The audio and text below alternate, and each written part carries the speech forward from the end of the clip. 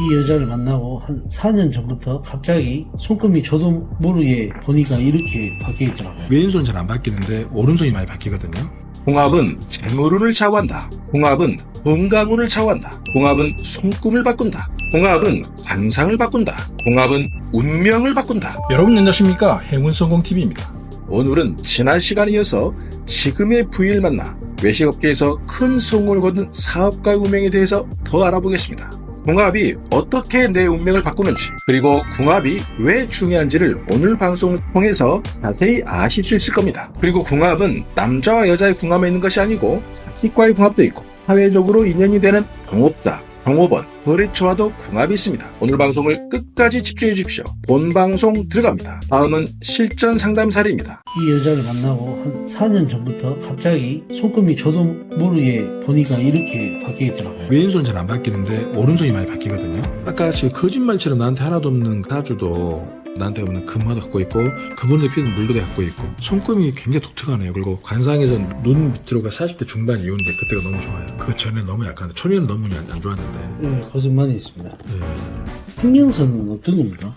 이게 생명선이에요. 이게. 네. 이게 생명선. 타고난 생명선은 굉장히 길어요. 네. 근데 현재 생명선은 여기 중간에 이거보다 끝에 헤매졌죠. 없는 건 아니고. 네.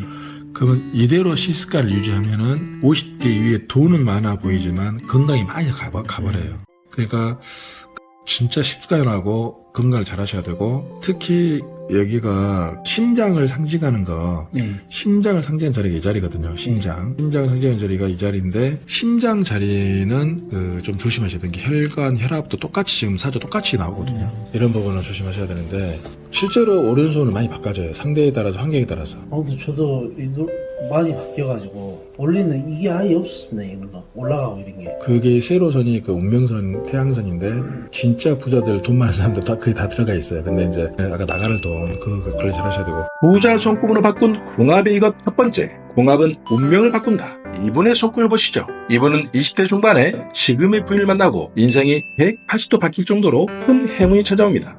사업도 안정이 되고 집안에도 많은 도움을 주는 사업가로 바뀌었습니다. 이러한 운의 변화는 손금에서 보면 기존의 운명선에서 새롭게 펼쳐지는 제2 운명선이 생겼고, 다시 재물을 보는 태양선이 제2 운명선에서 또다시 시작되면서 행운을 암시해줍니다. 그리고 새끼손가락 밑에 수성구에 있는 재물선도 여러 개가 보입니다. 이렇게 되면 재물운이 끊이지 않는 좋은 손금인데, 이분은 자신이 지금의 부인을 만나고 손금이 바뀌었다고 합니다. 부자 손금으로 바꾼 궁합의 이것 두 번째, 궁합은 타고난 사주를 할 수 있다. 이분은 초년에 인생이 뜻대로 되지 않았습니다. 그런데 20대 중반 이후 지금의 부인을 만난 다음에 어느 순간 변해 있는 자신의 오른손 손금을 보고 굉장히 놀랐다고 합니다. 과연 궁합이 손금도 바꾸고 운명도 바꿀까요? 이분의 사주를 보시죠. 이분은 제다신약 사주로 지나치게 재물, 즉 수의 기운이 많습니다. 겨울의 새벽에 태어난 이 사주는 따뜻한 화기운이 굉장히 중요합니다. 그래서 사주의 조용신으로는 화, 즉 불이 필요하고, 자연법으로는 물을 막아주는 토, 즉 흙이 더 필요합니다. 또한 흙을 단단히 하는 금의 기운도 필요합니다. 부자 손금으로 바꾼 궁합의 이것 세 번째, 타고난 사주의 오행을 보완하면 운명이 좋아진다. 이분은 지금의 부인을 만난 후 운명이 바뀌었습니다. 과연 궁합은 운명을 바꿀까요? 이분은 사주에서 재물을 상징하는 물의 기운은 지나치게 많습니다. 이 물을 다스리는 흙의 기운, 토도 부족하고 그 흙을 단단하게 해주는 금의 기운은 하나도 없습니다. 또한 전체적으로 얼어있는 사주를 따뜻하게 해주는 화의 기운도 하나도 없습니다. 그래서 자신의 사주에 그렇게 많은 재물을 상징하는 물의 기운은 오히려 독이 됩니다.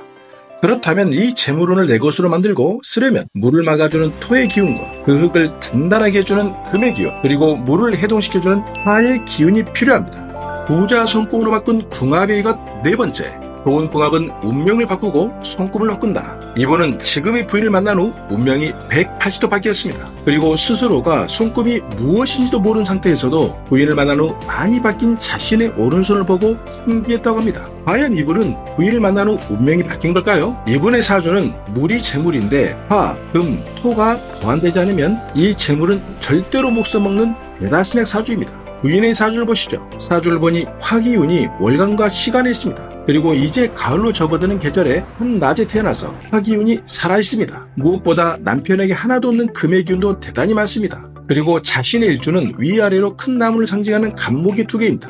큰 나무는 물을 빨아먹기 때문에 이 또한 이 남자분에게 좋은 작용을 해줍니다. 기가 막힌 궁합이 운명도 바꾸고 손금도 바꾼 것입니다. 부자 손금을 바꾼 궁합의 이것 5번째, 직궁합도 중요하다. 이분은 지금의 부인을 만나서 인생이 180도 바뀌었습니다.